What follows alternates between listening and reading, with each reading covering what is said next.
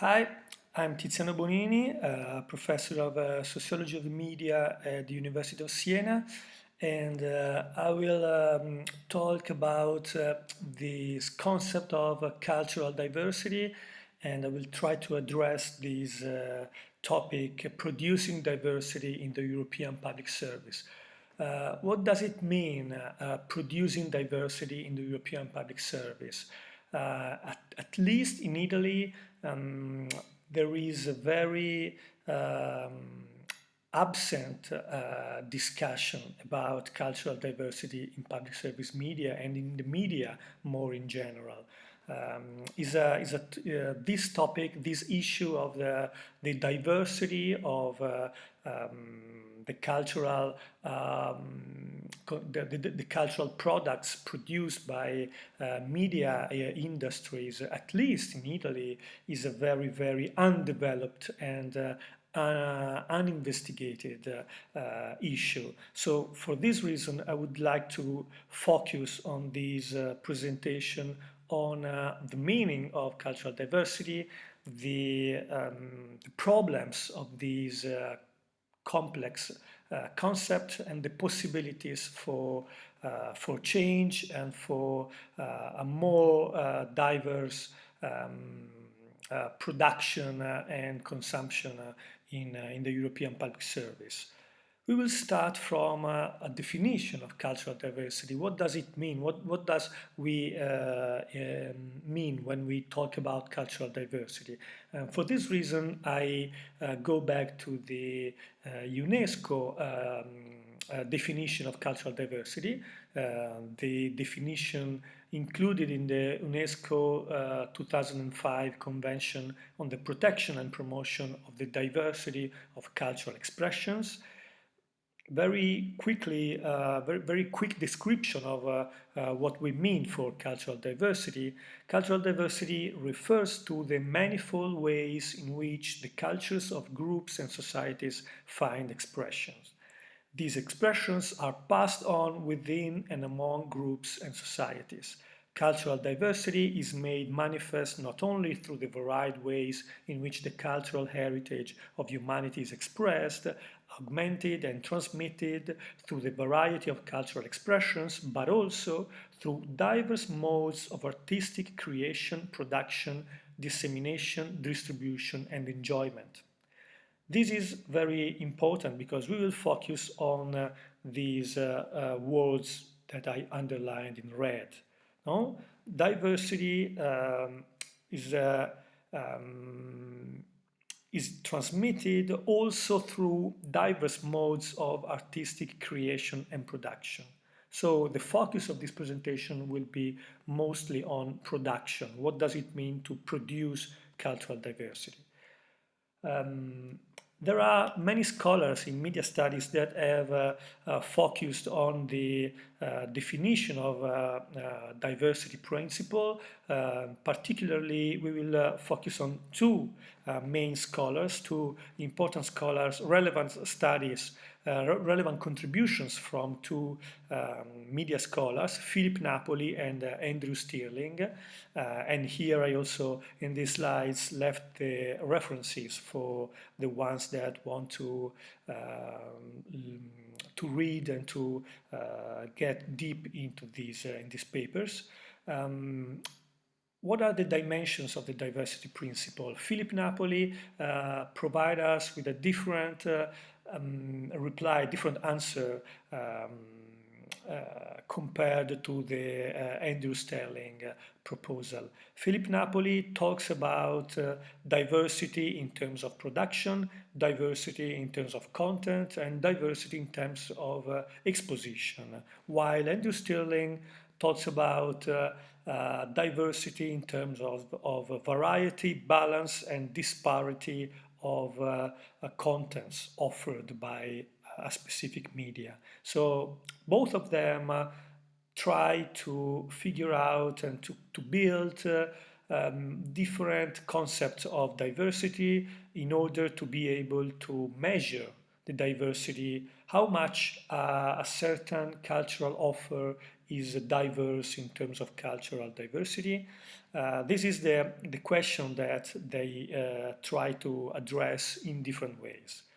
We will especially focus on the definition of Philip Napoli, that it is an American media scholar that I find extremely relevant and interesting for the discussion and the debate around cultural diversity.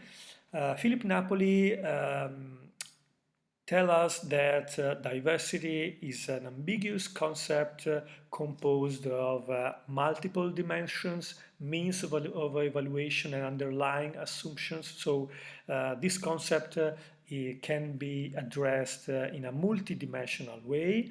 And in a paper deconstructing the diversity principle of 1999, Philip Napoli identifies three different kinds of diversity: diversity of sources, diversity of contents, diversity of exposition. And inside these three different concepts and dimensions of diversity, he further identifies different kind of elements and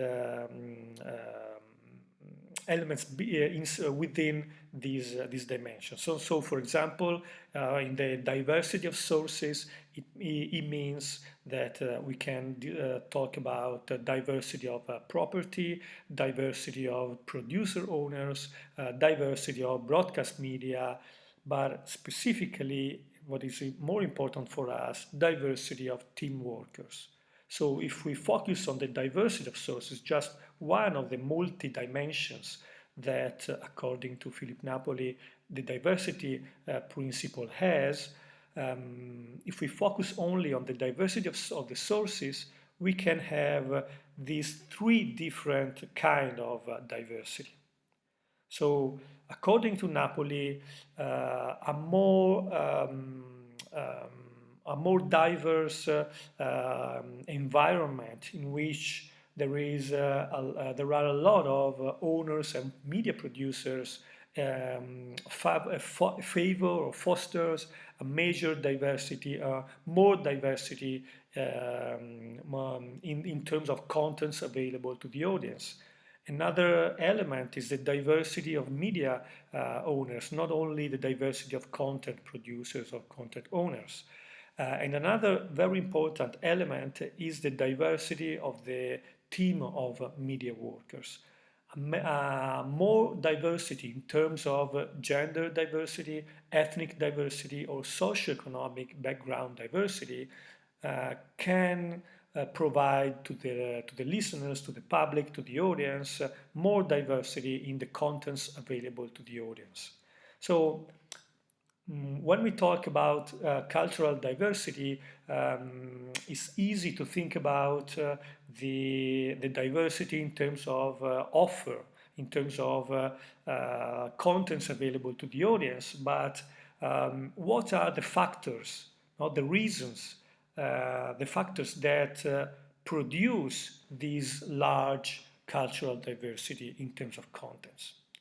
Napoli claims that a more diverse universe of cultural products is the consequence, is the product of a more diverse production ecosystem. And what does it mean, this more diverse production ecosystem?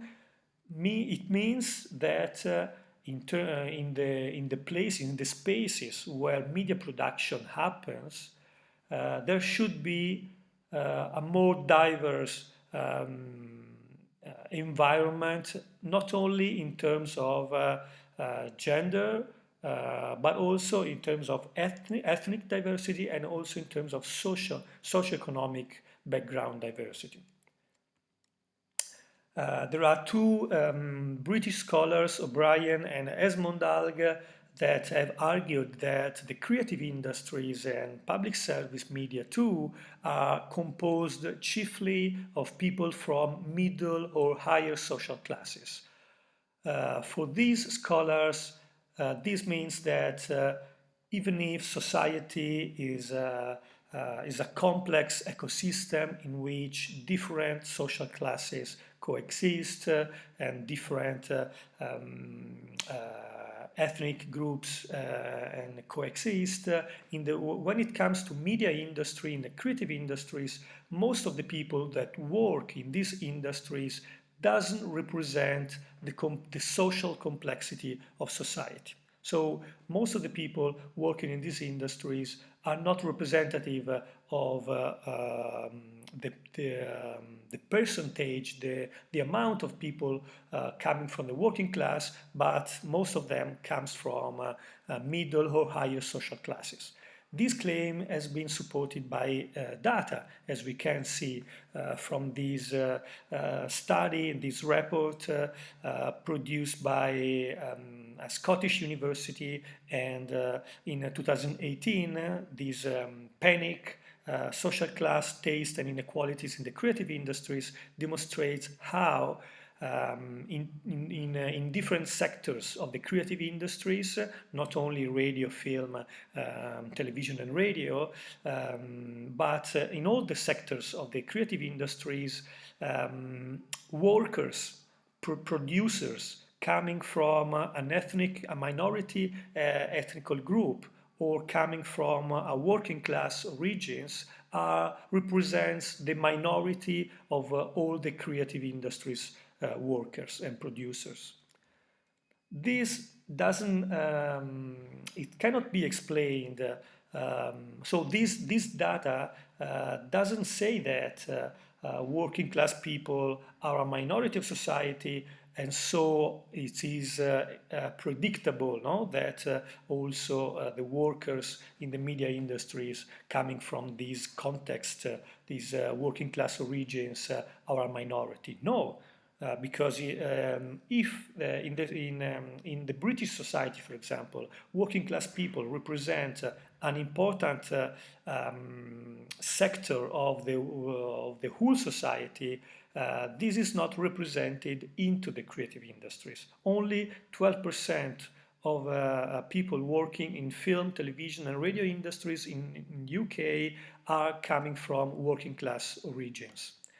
And this also happens, this inequality, this difficulty for people coming from ethnic groups and people coming from working class context in working in the creative industries and in the media industries and in the public service media too, is reflected also in the inequality, in the gender inequality. This data comes from the ABU report of 2019, and this ABU report states that public service media are performing better than commercial media in respecting gender equality in production, in the media production sector. And for example, now in the public service media, according to this data,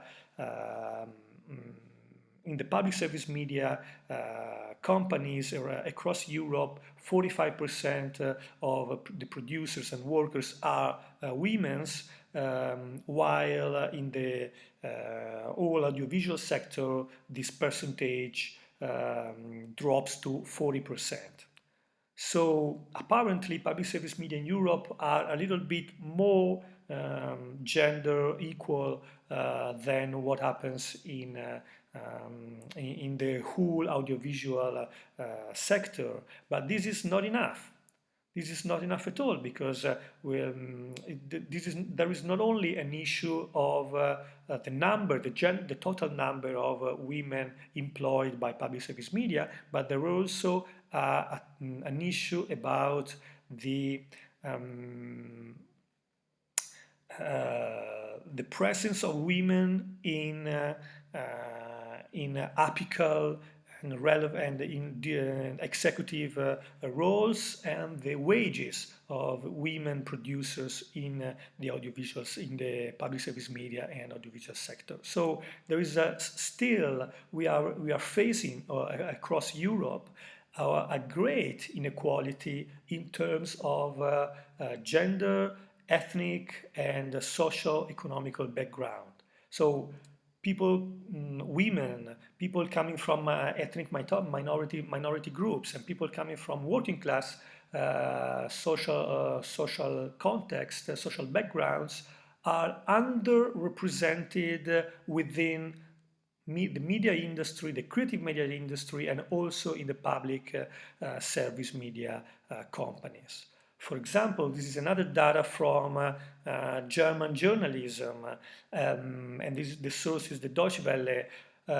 While the population, the people coming from a migration background in Germany are the 24% of the whole population in Germany, only 6% of editors-in-chief have a migrant background in German media. So again, people coming from a migrant background are underrepresented in the German journalistic companies. So this is a problem that is spread all over Europe, not only in Italy or not only in Southern Europe. This is a problem that is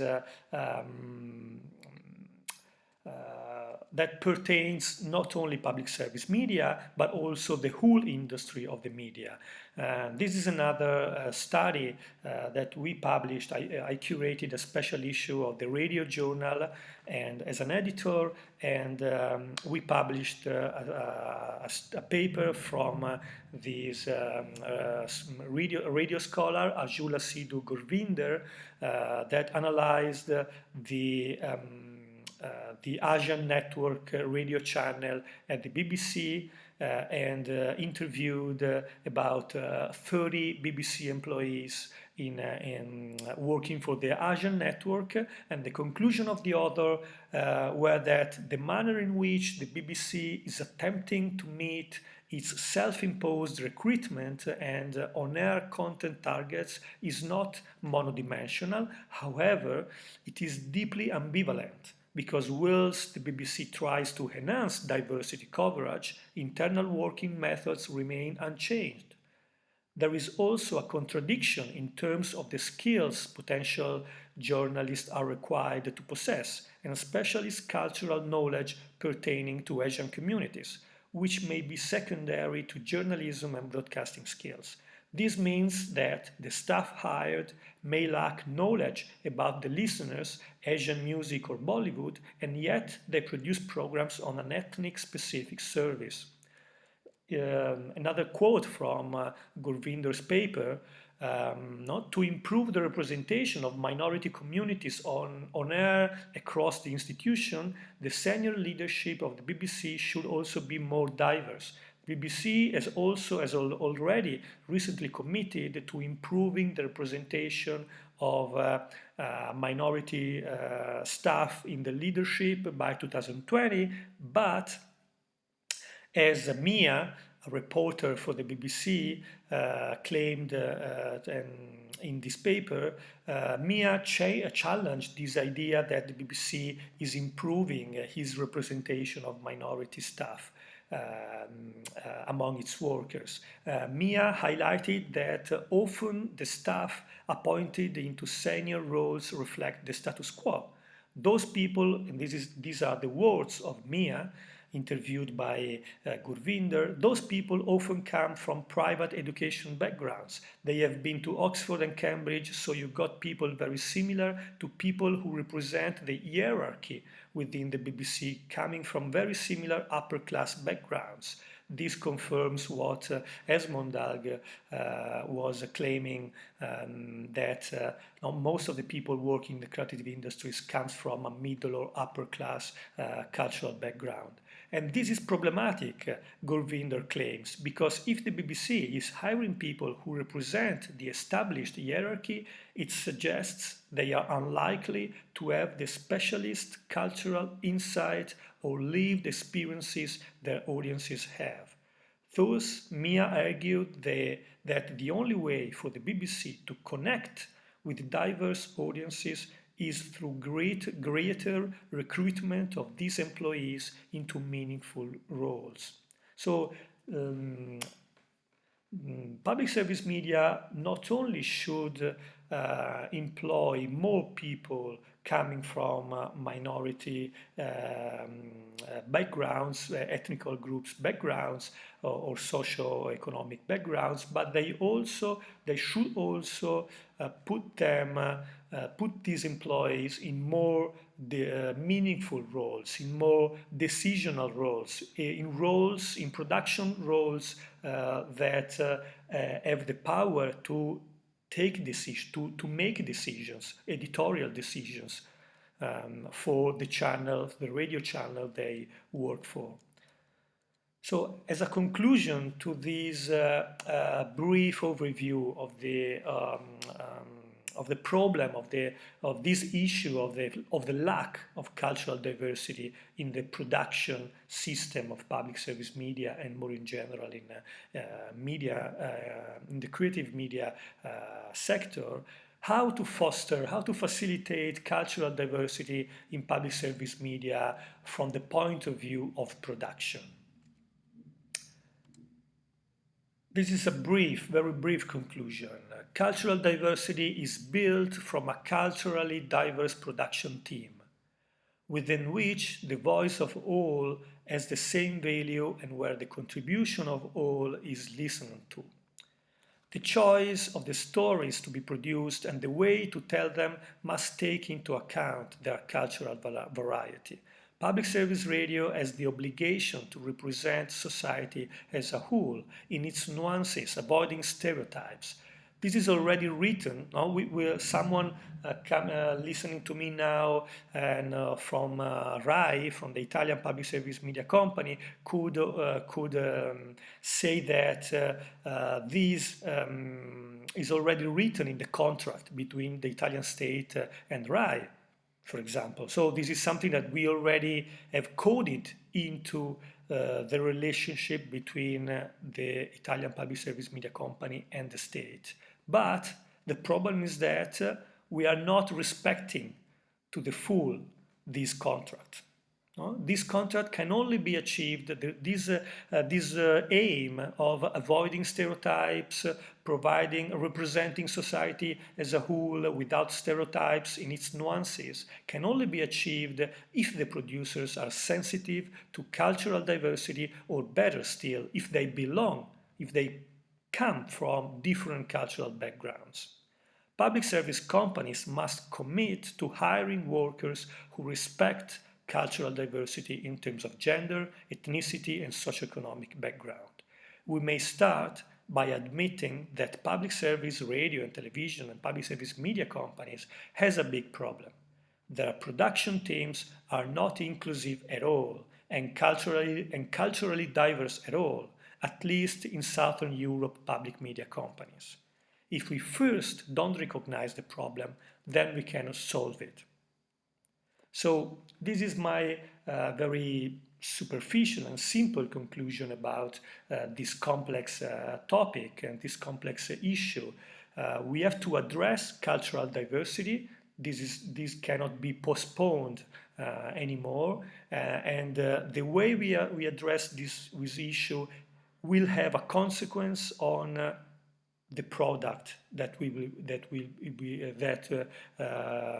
be aired and broadcasted by public service media. So cultural products are the consequences of the choices the production choices that are taken within production teams. And these within these production teams, public service media must take action and start recognizing that they have a problem first, and that they want to solve this problem second, that they want to make these productive spaces more diverse, more culturally diverse than they have been so far.